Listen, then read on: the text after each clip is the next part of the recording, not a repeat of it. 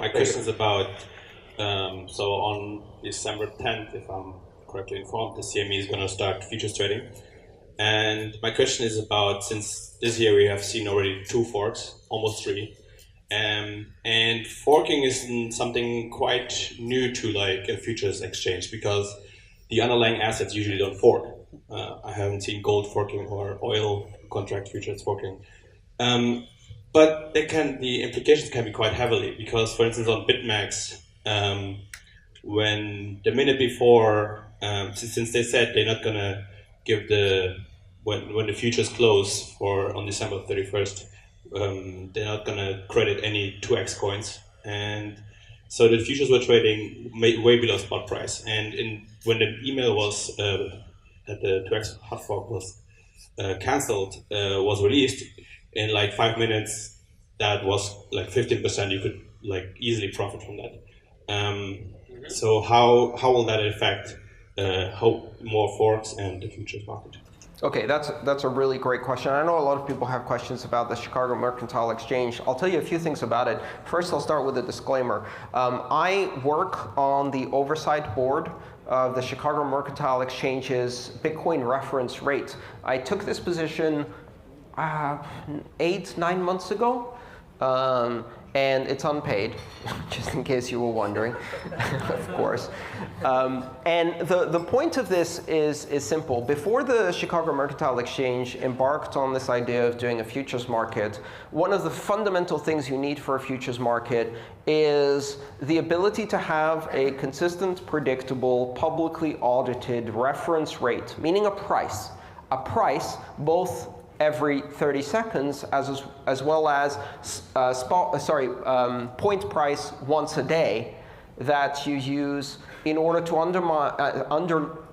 underpin, thank you, sorry about that, in order to underpin the legal contracts that are part of the futures exchange. So if 2 people are disagreeing, what was the price of Bitcoin yesterday, right? They need a way to answer that is essentially non-reputable, that they're both bound to. The Chicago Mercantile Exchange therefore started this process by building these 2 reference rates. The Bitcoin reference real-time index, which is a spot price that updates, I think, every 30 seconds, that's published on traditional trading feeds like Bloomberg and Reuters and things like that. That allows a trader anywhere in the world to answer the question, what is the Bitcoin price today, to a high degree of certainty. And the other one is a point price, which is every day at 2 p.m. Central, which is based on the average of some amount of time. So it's a moving average taken at a point in time that's considered the daily rate. The role of the Oversight Committee, and I'm sorry, this is a long disclaimer, but it gives you some context as to how these markets operate. The role of the Oversight Committee is to create and oversee the application of the rules regarding which exchanges are used to pull data about the current Bitcoin price. And we created rules in an open public consultation that involved not only publishing the minutes of all of our meetings with 3 independent experts that have nothing to do with the CME. I'm one of them, a professor at Imperial College is another, and one of the customers of the Chicago Mercantile Exchange is the third. We publish these rules, and among other things, simple things like, for example, you have to publish a price consistently and not stop publishing a price. You have to have trading fees. So we immediately excluded exchanges that did not have trading fees, that were trading 0 fees, because they can basically run bots that create fake volume. And out of these rules came that system. The part of the Chicago Mercantile Exchange that's doing the futures market is completely unrelated to this. I found out about it on Reddit. They didn't tell me in advance. They couldn't tell me in advance, in fact, because what we do is absolutely public and auditable. So I found out about it, and I think it's fascinating. I think it's inevitable. I think it was going to happen anyway. You've got to understand that this is a cash-settled market. That means that nobody holds actual Bitcoin, which means that for the CME to operate this market, for every short position, they have to have a corresponding long position, and both have to be capitalized in US dollars against the CME. Meaning that the CME customers who have very strict requirements for capitalization have collateral deposited and audited on a daily basis. And that collateral can be used to take certain positions, but not too big positions, so they can't go over their collateral beyond a certain level. And they have to be matched with buyers and sellers. They also have some trading, what are they called, circuit breakers, which ensure that if the price of Bitcoin drops or climbs more than 7%, they cease trading, which means that at this point in time, they'd be ceasing trading 3 times a day. But hey, that's the tolerance of risk they could have. Ironically, some people objected to that were the traditional investors in the CME, and they said, this is too risky of an investment to include in the CME. Which is hilarious, because the CME has been in the business of managing risk for 200 years and trading physical commodity futures in very risky, very volatile markets. Price of wheat is doing great. You have a drought that was unexpected. Price of wheat collapses. Now you have to pay out billions of dollars to farmers who have taken positions in these future markets. That's what they're used for. Who's going to short Bitcoin? That's a question I get a lot related to the CME futures. Who the hell would short Bitcoin? Well, there's a couple of options, and I think when trading opens on December 10th, actually we might see quite a lot of short activity, because part of the reason Bitcoin is so volatile is because you can't take a position against it. So if you can't short it, if it starts pumping, the price can really just go to extreme heights without any downward pressure. It's unbalanced in that way. So who shorts?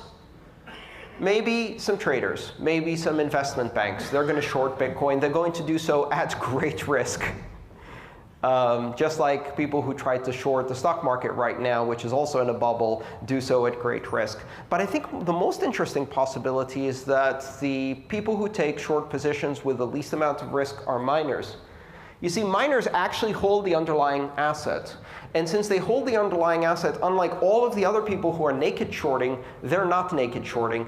And they have the collateral to make good on that option call if they lose the bet without loss. And their risk is not unlimited. So if I'm a miner, and I have to pay electricity prices next month, but I don't know what the price of Bitcoin will be, and I'm earning Bitcoin today, that's a very risky position.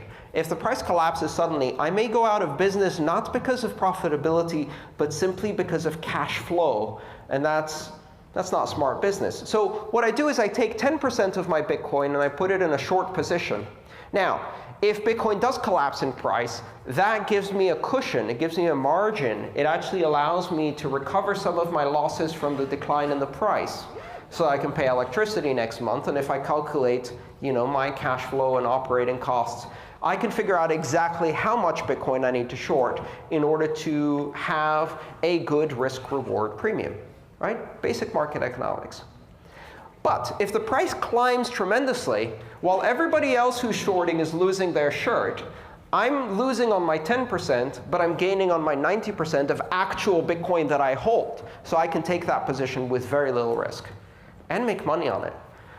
So I expect we're going to see miner participation in a big way in futures markets. Well-capitalized, properly managed futures markets. And some people say, well, this brings legitimacy to Bitcoin. And as you may have known from watching some of my talks, I am uniquely allergic to the word legitimacy. It makes me want to vomit. When warmongering, war-profiteering bankers use the word legitimacy to criticize Bitcoin, that takes a lot of audacity. But in this case, I think it's important to recognize that the CME is not Wall Street. The Chicago Mercantile Exchange comes from a 200-year tradition of mercantilism. They are people who trade in actual commodities. These markets trade not just oil, of course, but probably their biggest product is pork bellies, wheat, corn, ethanol, and hundreds and hundreds of other commodities. And their primary purpose is to protect risk for producers of these commodities. They're not the type of Wall Street mentality that is about printing money out of nothing and creating derivatives on top of derivatives on top of derivatives. I don't think these people are as alien to our culture as many believe. I've met a few of them. So before we go kind of bundling all investment bankers in the same bundle, I think it's important to recognize that I have no influence or interest in the Chicago Mercantile Exchange futures market. I know it's creating a lot of interest. I think the period between December 10th and December 31st is going to be very, very exciting. 21 days of extreme excitement, because the most likely thing to happen is we're going to see a lot of volume. You think we have volume in Bitcoin now?